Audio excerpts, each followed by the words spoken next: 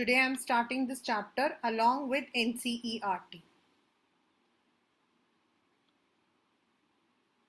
Some of the words I would be telling you time to time कि बेटा this is one of the important words, and I would request all of you that always when such words are said या कोई भी आपको concept बताया जा रहा है तो उस वक्त में what you will do is you will be underlining it with your highlighters. That will help you out in your future. आगे अब जब आप पढ़ोगे ना तो आपको बहुत आराम मतलब मिलेगा क्योंकि वो आपके इम्पॉर्टेंट होंगे. Even if you are not opening your notes, अगर आप नोट्स को ओपन नहीं भी करते हो ना तो that will help you out कि चलो ठीक है मुझे इस चीज पर ध्यान करना है.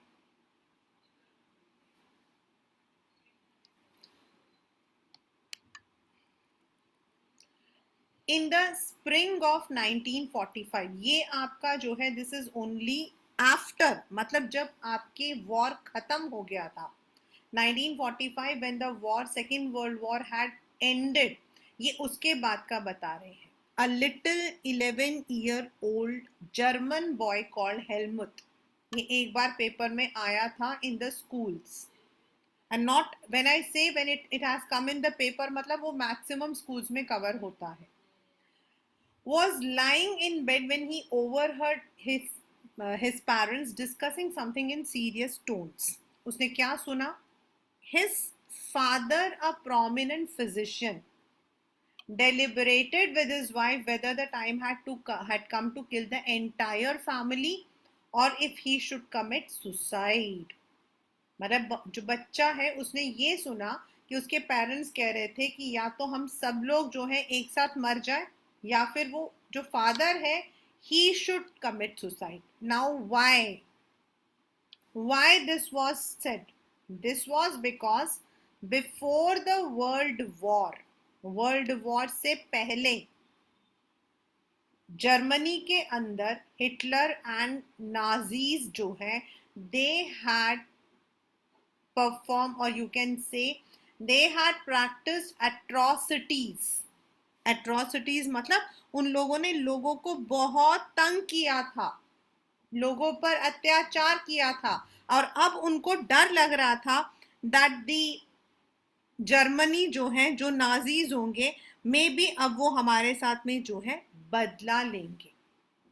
नाउ द एलाइज, अब ये देखिए डार्क में लिखा हुआ है will do us to what we did to the crippled and Jews. अब वो लोग हमसे बदला लेंगे. The next day he took Helmut to the woods where they spent their last happy time together singing old children's song. Later Helmut's father shot himself in his office. और बाद में क्या हुआ? हेलमुट ने अपने फादर को देखा, उन्होंने सुसाइड कर लिया था.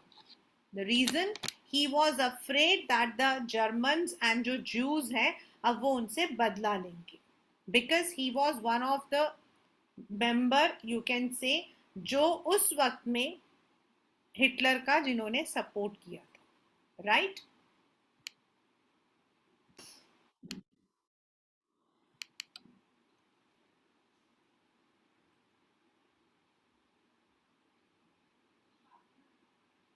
Now if you look into the नीचे, अगर आप ग्रीन कलर के बॉक्स को देखोगे तो you will see that it is written allies and axis. ये आपके पेपर में आता है what who were the allies and who were the axis power. तो एलाइज पावर हमारा था यूके, ये, और this is also a map question. ये आपका जो है मैप का क्वेश्चन भी है, मतलब आपको on the world map you would be asked to identify or mark the allied powers. Allied powers का मतलब है UK and France. Then they were supported by USSR and USA. And Axis power आपका था Germany, Italy and Japan. After when we have completed this chapter, definitely we will be also discussing the map question, so you will be able to understand. तो आपका Axis power कौन है? Axis power आपका है Germany, Italy and Japan. And allied power कौन था? UK, France, USSR and USA. Although Helmut may not have realized that all it meant, his father had been a supporter of Adolf Hitler. This is what I told you. Many of you would be knowing something about Nazis and Hitler. You may even know that he was determined to make Germany into a mighty power, मतलब कि सबसे strong power. You may have heard that he killed Jews. आपने ये भी सुना होगा कि उसने जूस को मरवा दिया था. But Nazism was not one or two isolated acts. It was a system, a structure of ideas about the world and politics. What is Nazism?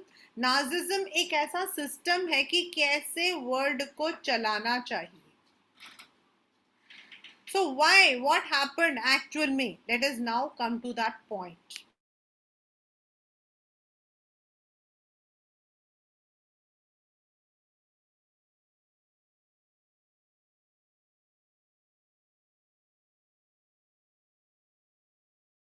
Sorry. In May 1945, Germany surrendered to the Allies. Anticipating what was coming, Hitler, ये आपको मैंने उस दिन बताया था, even that what had happened to Hitler, कि क्या हुआ था. This can be a one marker question कि what had happened to Hitler after the war. मतलब उसने एक दिन पहले खुद को मारा था. हिटलर हिज प्रोपोगेंडा मिनिस्टर, ये भी पेपर में आया हुआ है कि who was the propaganda minister of Hitler. ये पेपर में आया हुआ क्वेश्चन है. And his entire family committed suicide collectively in his Berlin bunker, जहां वो छुपे हुए थे. And at the end of the war an international military tribunal at Nuremberg was set up to prosecute Nazi war criminals for crime against peace, for war crime, crime against humanity. मतलब जो लोग भी बच गए थे, जिन लोगों को भी वो पकड़ सके थे, उनके ऊपर जो है this penalty, this punishment was given. Exceptionally those against which called to be crime against humanity, raise serial moral and ethical questions. So क्या किया था उन्होंने? Now let us come. फिर next आपका आता है what is genocide. आपका next question आता है what is genocide. बेटा genocide का मतलब होता है बहुत सारे लोगों को एक साथ मार देना. Killing on large scale leading to destruction of large sections of people. When people of any caste, of any race, उनको एक साथ किसी भी वजह से मार देना, उसको हम बोलते हैं genocide. This is a one marker question. Under the shadow of the Second World War, Germany had waged a genocidal war which resulted in the mass murder of selected groups of innocent civilians. The number of people उस दौरान जितने लोग मरे थे 6 million Jews. 1 million में 10 lakh होता है, तो 6 million मतलब 60 lakh people. 2 lakh gypsies. Gypsies होते हैं those who move from one place to another. Banjara बोलते हैं हम उनको.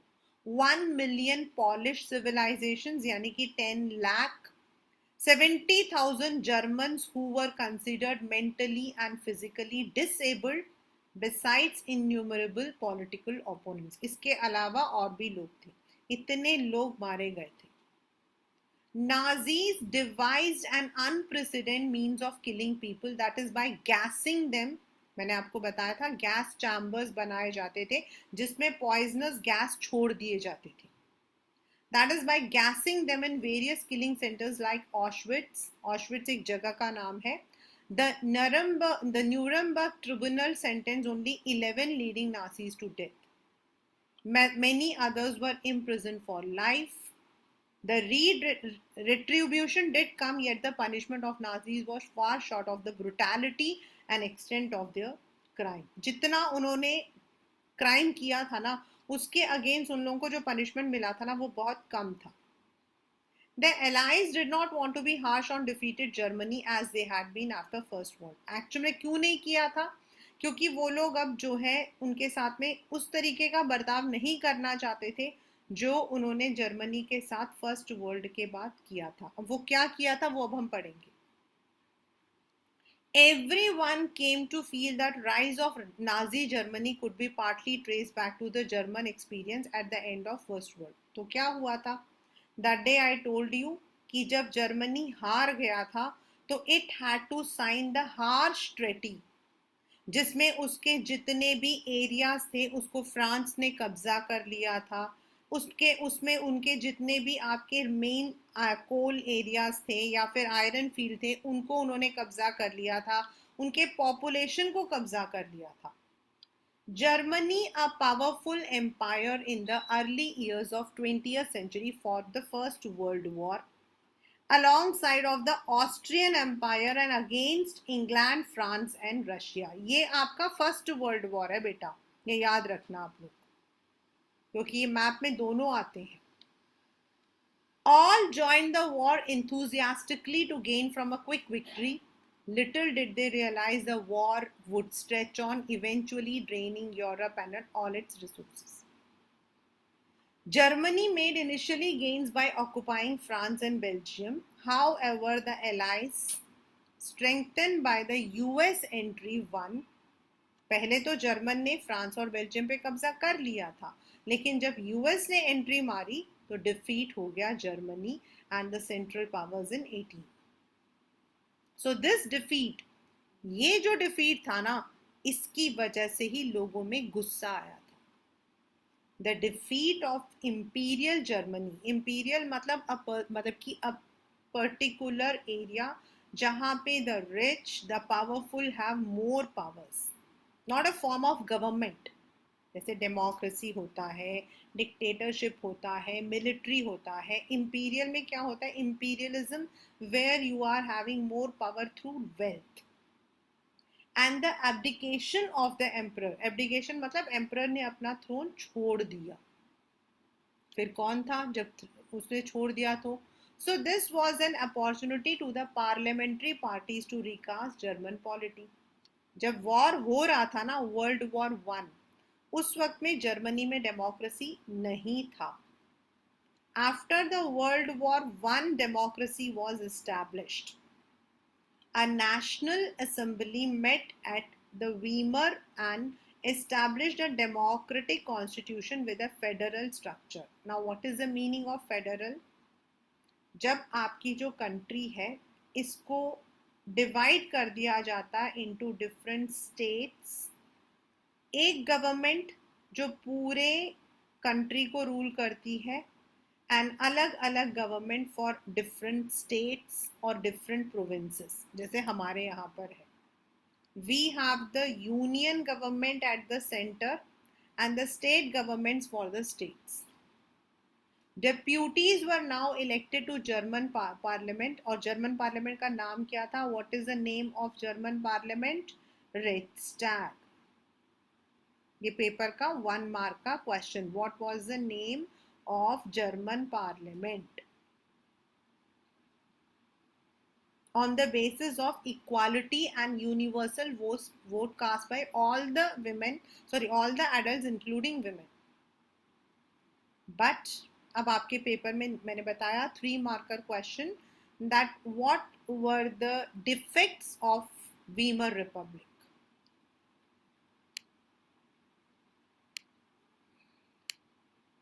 You know what you call as, it's right now it's Germany is one of the developed countries. This republic, however, was not received well by its own people. Why? Because of the terms it was forced to accept after Germany's defeat. मतलब उनकी कोई गलती नहीं थी, लेकिन उन्होंने सारे terms and conditions को एक्सेप्ट किया था। द पीस ट्रीटी एट वर्सलीज, जो वॉर के बाद एग्रीमेंट हुआ था, तो जर्मनी के, ये सारा आपके पेपर में आपको लिखना है, everything has to be written. Germany lost its overseas colonies. Overseas का मतलब होता है बेटा सी के उस तरफ जो कॉलोनीज है। मतलब पहले ज़माने में क्या होता था, यूरोप की बड़ी सारी कॉलोनीज एरियाज जो हैं दूसरे देशों में भी होती थी। Like British was having its colony in America, British का इंडिया भी एक कॉलोनी था, तो that is called as overseas, यानी कि सी के उस तरफ। 1/10 ऑफ इट्स पॉपुलेशन, क्योंकि जब एरिया वहां पे गया तो उस एरिया में जो लोग रहते थे वो भी चले गए. 13% of its territory, 75% of its iron and 26% of its coal to France, Poland, Denmark and Lithuania. Lithuania आपका इधर पड़ता है, ये देखिए, ये this is Lithuania, this is आपका पोलैंड, यहाँ पर है आपका, यहाँ, और इस तरफ आपका रशिया पड़ता है. तो इन लोगों ने जो है, ये आपका यहाँ फ्रांस आता था, एल्सेस, लोरेन, उसके बाद आपका फ्रांस आता है, ये रहा. तो जो इनके एरियाज थे वो सब इन इन लोगों के पास चले गए. The Allied powers demilitarized Germany to weaken its power. The war guilt clause, मतलब according to that Germany he responsible था for the war and the damages. इसीलिए as a compensation they had to pay an amount of 6 billion pounds. The Allied armies also occupied the resource-rich Rhineland for much of the 20s. Many Germans held the new Weimar Republic responsible not only for the defeat but also for the disgrace. और इस चीज को उन्होंने अपनी बेइज्जती मानी. Disgrace का मतलब होता है बेइज्जती मानना. So this was, मतलब कि ये वजह थी कि लोग उसको हेट करते थे. The war had a, ये आपका पेपर में आता है, what was the effect of the war? What was the effect of the war on the economy? The war had a devastating impact on the entire continent, both psychologically and financially. Europe, जिसको हम continent of creditor बोलते हैं, creditor मतलब जो दूसरों को पैसा देता था, that became one of the debtors, यानी कि वो कर्जे में डूब गया. Unfortunately, the infant Weimar Republic was made to pay for the sins of the old empire. Infant मतलब Weimar Republic को तो ज़्यादा टाइम नहीं हुआ था. The Republic carried the burden of war, guilt and national humiliation and was financially crippled by being forced to pay compensation. Those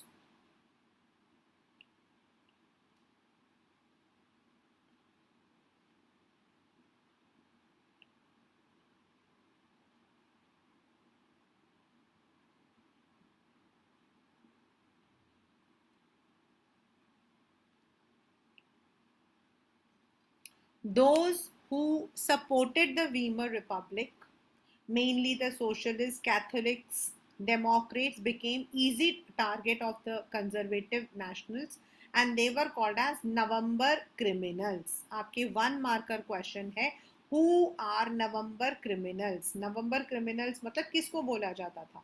ये वो लोग थे जो लोग वीमर रिपब्लिक को सपोर्ट करते थे और इसीलिए उनको मजाक किया जाता था, they are November criminals.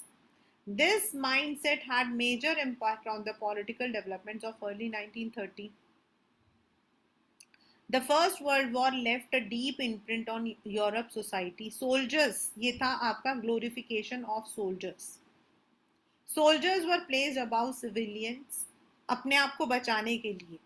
Politicians and publicists laid great stress on the need for men to be aggressive, strong, and masculine. The media glorified the trench life. But the truth was, the soldiers lived miserable lives in these trenches, जो उनके camps थे, trapped with rats feeding on corpses. मतलब वो लोग जहाँ रहते थे ना, डेड बॉडी के ऊपर चूहे मतलब कि उनको खुरेद रहे होते थे और उन जगहों पे ये सोल्जर्स रह रहे थे. They face poisonous gas and enemy shelling, witness their ranks reduce rapidly. But अपने आप को प्रोटेक्ट करने के लिए जो पॉलिटिशियंस हैं उन्होंने सोल्जर्स को ग्लोरीफाई किया. ग्लोरीफाई का मतलब होता है उनकी तारीफ की. Aggressive war propaganda and national honor occupied center stage in the public sphere, while popular support grew for conservative dictatorship that had recently come into being. Democracy was considered young and fragile idea which could not survive in the instabilities of interwar Europe. Now, the birth of Weimar Republic coincided with the revolutionary uprisings of the Spartans League. ये जो स्पार्टस league है ये कौन था? स्पार्टस league एक party थी, एक political power था. जैसे आपके रशिया में बॉल्शेविक रेवोल्यूशन था, वैसे ही soviets of workers and sailors were established in many cities. The political atmosphere in Berlin was charged with demands for Soviet-style governance. वहाँ लोग चाहते थे जैसा सोवियत में चल रहा है वैसा होना चाहिए.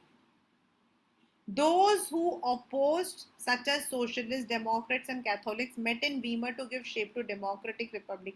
एक तरफ democracy, दूसरी तरफ socialist.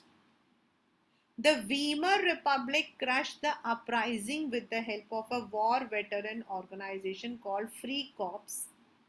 The anguished Spartanists founded the Communist Party of Germany. The communists and socialists henceforth became irreconcilable enemies and could not make common cause against Hitler. Both revolutionaries and militant nationals crave for radical solution. Radical मतलब immediate. यहाँ पर उसका मतलब है radical होता very aggressive. Political radicalization was only heightened on by the economic. अब ये आता आपके पेपर का क्वेश्चन कि what was the जर्मन का जो जर्मनी के हारने का what was the consequence? Consequence मतलब result. The Germany had fought the war largely on loans and had to pay war repartition. Repartition मतलब उनको वापस करना पड़ा था उन पैसों को गोल्ड में. Making the payment उनको मतलब वापस करना पड़ा था. And जो गलत किया था उसकी भरपाई. This depleted the gold reserve at a time resources were scarce. मैंने उस दिन आपको बताया था किसी भी कंट्री का जो करेंसी होता है that is printed according to the gold reserve that particular country has. लेकिन जर्मनी में उस वक्त में they were not having any gold reserve. उनका gold reserve कम हो रहा था, reduce हो रहा था. In 1923 the Germany refused to pay and the French occupied its leading industrial area Ruhr to claim their coal. जब उन्होंने पैसा देने से मना कर दिया तो रोहर फ्रांस ने जो है रोहर पर कब्जा कर लिया. अब जर्मनी जो थी उसने क्या किया उस दिन आपको मैंने बताया था कि what was the baskets of car being loaded. देखो ये थोड़े सी चीज के लिए इतने इतने पैसे लेकर जाते थे. और ये देखो means even for small payments उनको इतना बड़ा बोझा उठा के लेकर जाना पड़ता था पूरा. For just for one loaf of bread also they had to carry cart full of money. उसकी वैल्यू कम हो गई थी. Germany retaliated with passive resistance and printed paper currencies recklessly. With too much printed currency in circulation, the value of German mark fell. Its US dollar was equal to 24,000 marks in July, 3,53,000 in August, and 446,21,000 marks by December. As the value of the mark collapsed, मतलब dollar से आपके money का the image of German, ये देखो यही मैंने आपको बताया था. The image of Germans carrying cartload of currency to buy a loaf of bread was widely publicized, evoking worldwide sympathy. मतलब एक ब्रेड का पैकेट खरीदने के लिए उनको कार्ट में पैसा लेकर जाना पड़ता था. इतना मतलब कि पैसे की वैल्यू कम हो गई थी. This crisis came to be known as hyperinflation. A situation when prices rise phenomenally high. Eventually the Americans intervened and bailed Germany out of the crisis by introducing the Dawes Plan, which reworked the terms of repartition to ease the financial burden. और उनको help करने के लिए कौन आया? America आया. और America ने क्या किया, उन्होंने जो है हेल्प किया जर्मनी को कुछ पैसा देकर, जिससे कि वो इस परेशानी से थोड़ा बाहर आ जाए। बेल्ड मतलब, वैसे तो बेल बेल किया बोलते हैं ना हम, बेल का मतलब होता है निकालना, to take them out of any problem. जैसे जेल से निकालने को भी बेल बोलते हैं हम, means to take out of some problem. My friend bail me out of this problem. Now what happened, ये आता आपका पेपर में,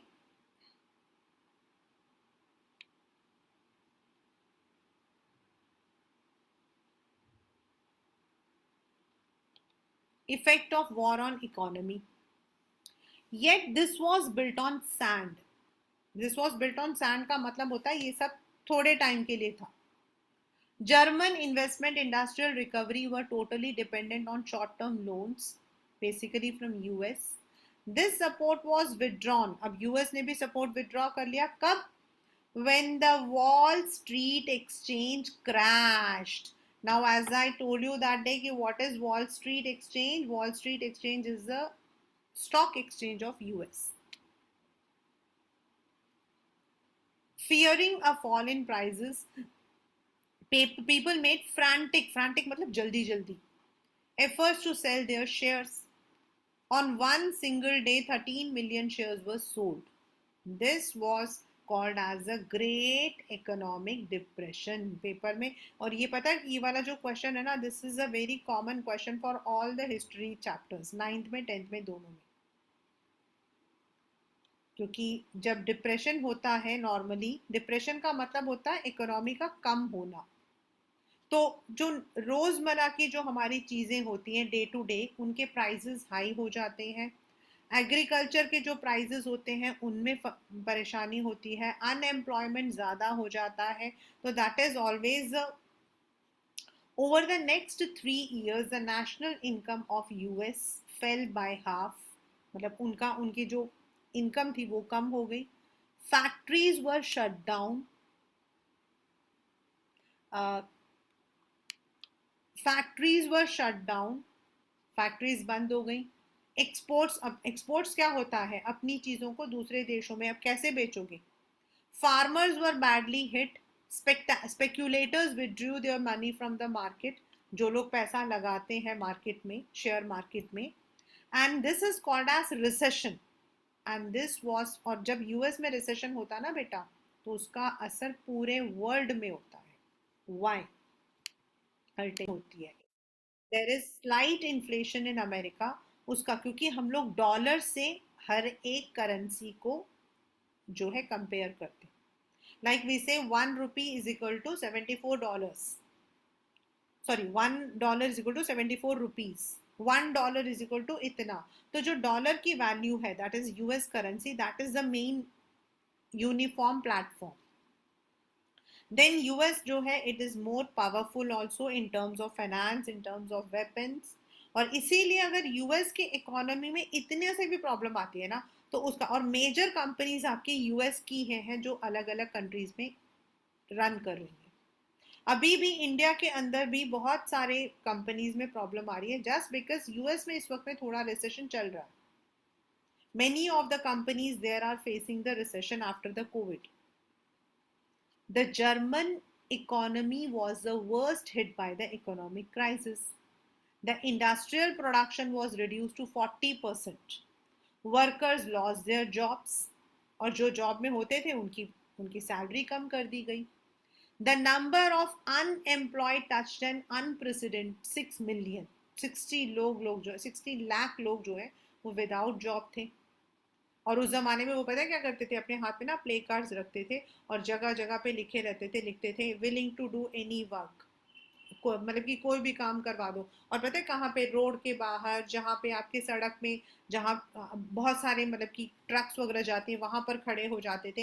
and they would be ready to do any kind of work, चाहे वो plumber का काम हो, चाहे वो मतलब कि एनी काइंड ऑफ वर्क। इतना अनएम्प्लॉयमेंट था।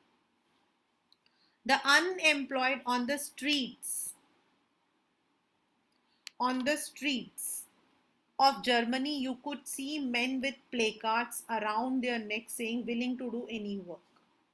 Unemployed youths played cards or simply sat at street corner or desperately queued up at the local employment exchange. As jobs disappeared, उस दिन मैंने I think many of you had missed this chapter जो people as resource है.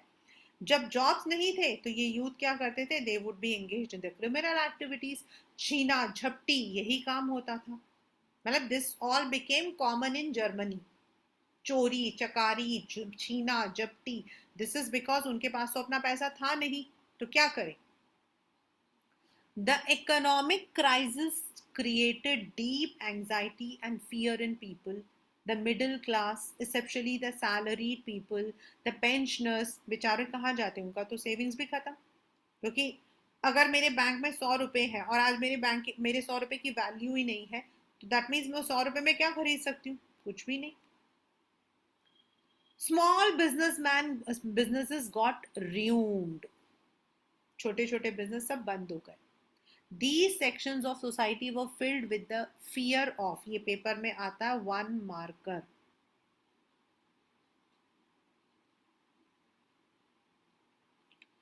Proletarianization. Proletarianization. Here it is given, the answer is given here.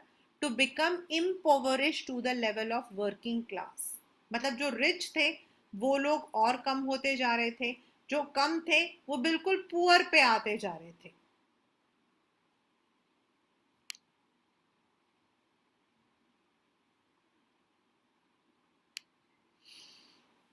An anxiety of being reduced to the ranks of the working class. I'll answer your question after this. Or worse still, the unemployed. Only organized workers. अभी मैं बताऊंगी what is the difference between organized and disorganized. Could manage to keep their heads above water. Manage to keep मतलब वो सिर्फ अपनी रोजी रोटी काम कर सकते थे बस. But unemployment weakened their bargaining power. Big business was in crisis. The large mass of peasantry was affected by a sharp fall in agricultural price, and women unable to fill their children's stomach were filled with sense of deep despair. जो लोग farmers होते हैं वो लोग हमें बेचते हैं grains, लेकिन उसके दाम कम हो गए, तो फार्मर्स बेचारे कैसे? अगर उनको 100 रुपए की चीज होती, हमारे यहाँ हुआ था, I don't remember the year but it was there. कहते हैं कि जो फार्मर्स थे ना, उन लोगों ने टमाटर वगैरह जो प्याज था, दे सोल्ड फॉर 10 पैसा. अब 10 पैसा में अगर वो मतलब कि अगर इफ दे आर सेलिंग तो उनको क्या मिलेगा? अब वो लोग क्या खाएंगे? क्योंकि they have to sell it to the government and the government sells to us. हम फार्मर से सीधा तो नहीं खरीदते हैं ना. और इस वजह से क्या हुआ? जर्मनी के अंदर मारा पीटी भूखा मतलब कि भूखमरी, all these things were there.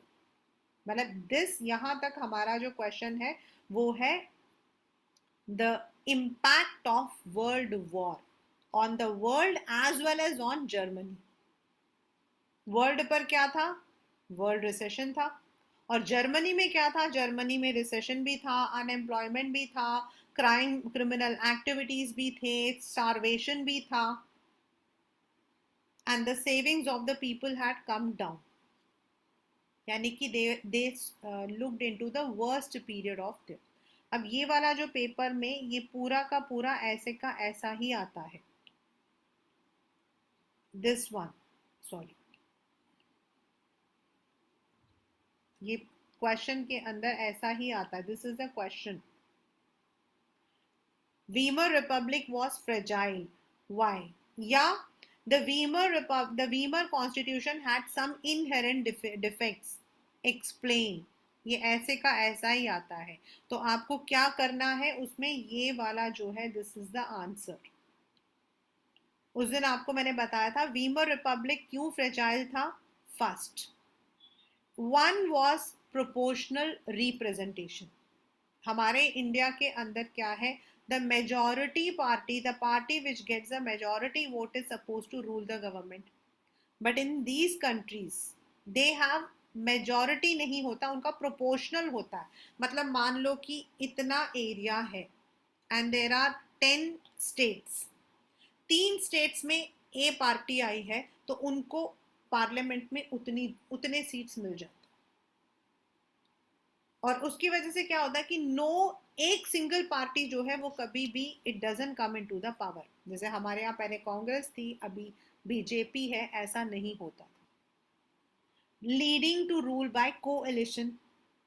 Another defect was Article 48, which gave President the powers to impose emergency, suspend the civil rights and rule by decree। जब उनका मन करता था वो लोग कंट्री के अंदर इमरजेंसी डिक्लेयर कर देते, और इमरजेंसी में कॉमन जो लोग होते हैं they don't have any kind of what you call से rights. Within its short life, the Weimar saw 20 different cabinets lasting on average of 239 days and liberal use of, मतलब हर 6 महीने में 7 महीने में गवर्नमेंट चेंज हो जाती। So this crisis could not be managed, और इसीलिए people lost confidence in the democratic parliamentary system, क्योंकि उनके तो प्रॉब्लम्स के, उनके गरीबी के, उनके अनएम्प्लॉयमेंट के लिए देयर वाज नो सोल्यूशन। वो लोग आपस में ही झगड़ा करते रहते थे और जो गवर्नमेंट है वो चेंज होती रहती थी। दिस वॉज द इनहेरेंट का मतलब होता है बेटा, जब बनाया था, जब कॉन्स्टिट्यूशन को बनाया था उसी वक्त जो है उसमें परेशानियां शुरू हो गई। कॉन्स्टिट्यूशन आपका प्रॉपर नहीं था। Hitler rise to power. अब हमने यहां तक पढ़ा दैट जर्मनी में वर्ल्ड वॉर के बाद पहला, economically Germany became weak and politically also the Weimar Republic was weak. ये दोनों कॉजेस थे, और इस वजह से क्या हुआ, this crisis in the economy, polity मतलब politics and society form the background to Hitler's rise to power. अब हिटलर कौन था? बॉर्न इन ऑस्ट्रिया, जर्मनी के पास में है Austria, Hitler spent his youth in poverty, बहुत गरीब था। When the First World War broke, he enrolled for the army and acted as a messenger in the front, became a corporal and earned medals for bravery। आप सोच सकते हो वो सिर्फ एक मैसेंजर था जो एक कैंप से दूसरे कैंप में सिर्फ, देन कॉर्पोरल आपका होता ऑफिसर रैंक, कॉर्पोरल आपका होता है officer rank. The German defeat horrified him and the Versailles Treaty made him furious, क्योंकि वो वॉर में था और उसको इतना बुरा लगा कि जर्मनी की ज्यादा गलती नहीं थी, फिर भी उनको ही गलत ठहराया गया। Therefore, in 1919 he joined a small group। ये सारा कुछ ये पेपर में आता है, दिस इज इंपॉर्टेंट आपका, दिस इज इंपॉर्टेंट आपका।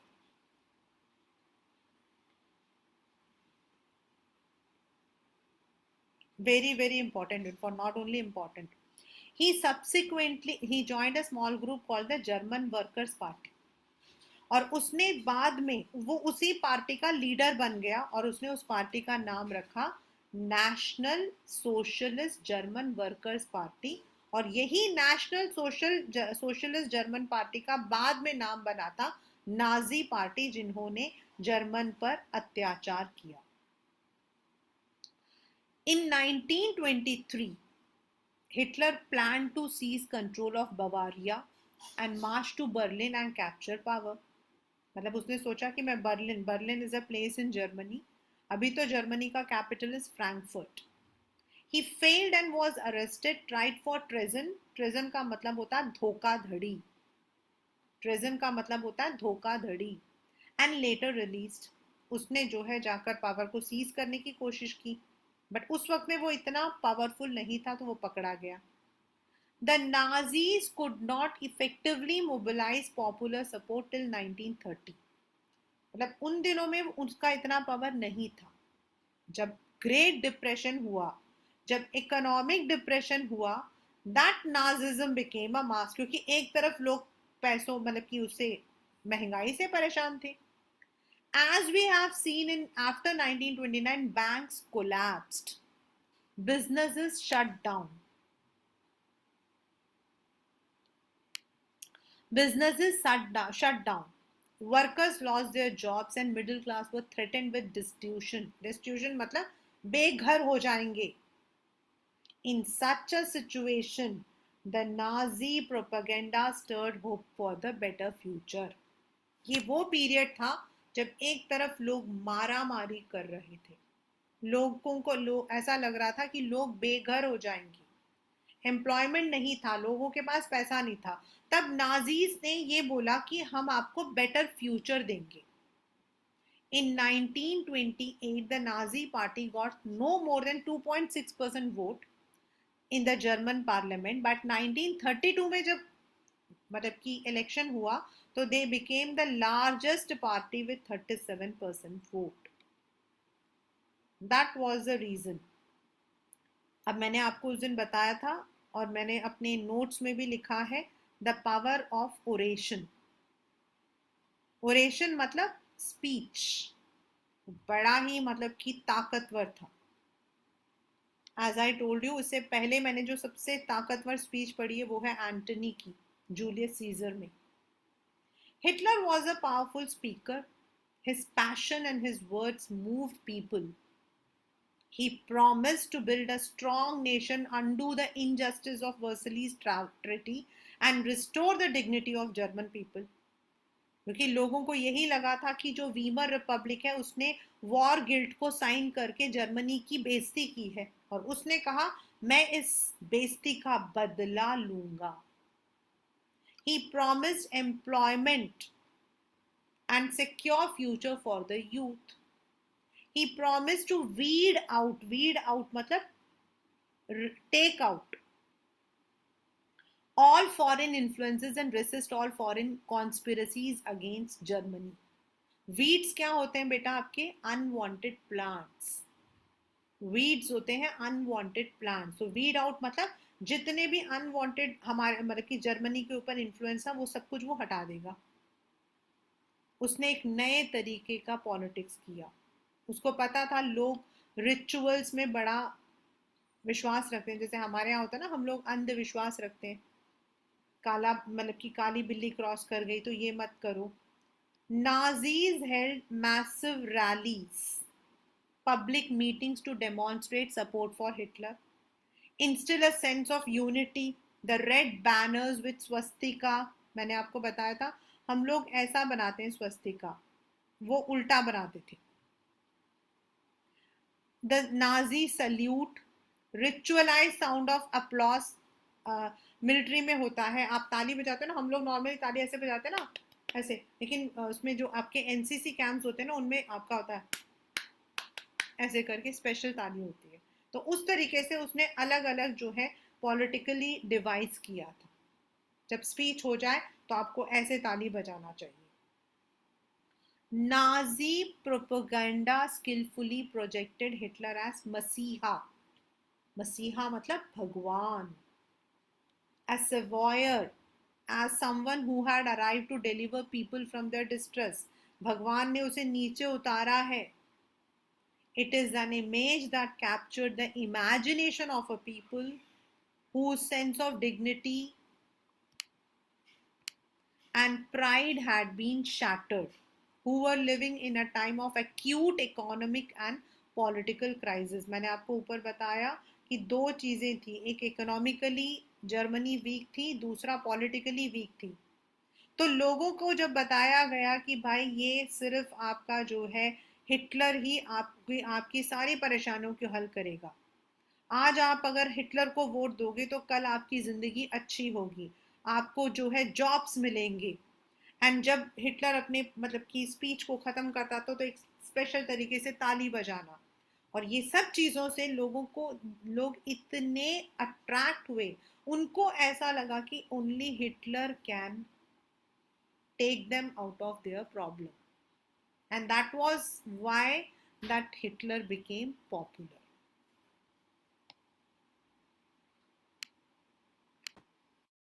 How Hitler became popular. I know that how people would become happy.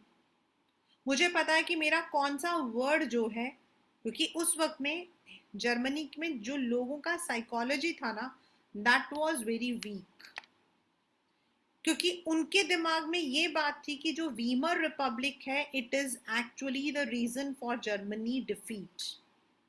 And लोगों को ना रिपब्लिक इन सब चीजों से कोई फर्क नहीं पड़ता, उनको फर्क पड़ता उनके साथ क्या हो रहा है।